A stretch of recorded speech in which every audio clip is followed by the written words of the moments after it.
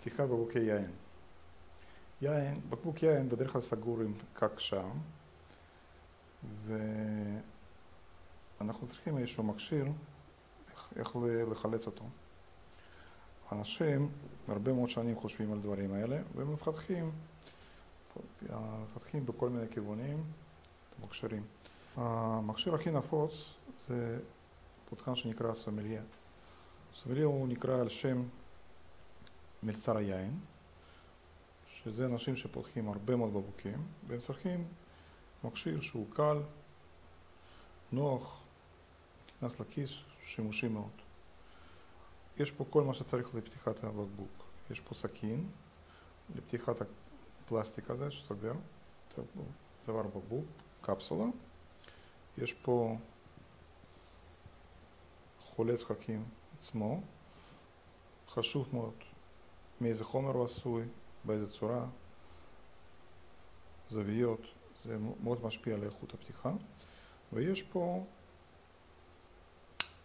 מערכת מנופים שבעזרתה אני מוציא את הפקק מהבקבוק בקלות. אני לוקח את הפותחן ומתחיל לפתוח את הקפסולה. יש כמה אפשרויות לפתוח קפסולה, אפשר לחתוך פה או פה, איך שנוח.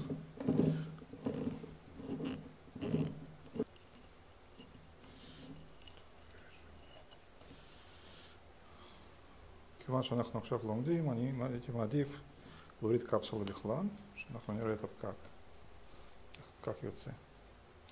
עכשיו אני מכניס פה את הפותחן, מכניס באמצע, ומתחיל להבריק. צריך להחזיק את זה ישר.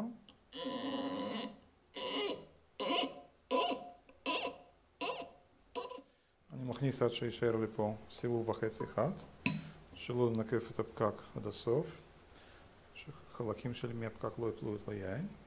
ועכשיו אני מכניס פה את המנוף, שלב הראשון, מרים אותו, מחזיק פה קצת, עובר לשלב השני,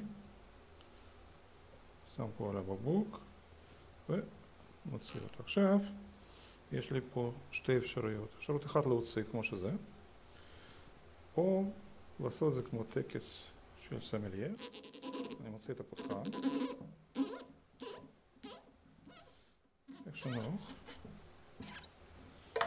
ועם אצבעות, בעדינות, מוציא את הפקק. צריך לשים אותו על צלחת קטנה, לתת ללקוח שיוכל להאריך.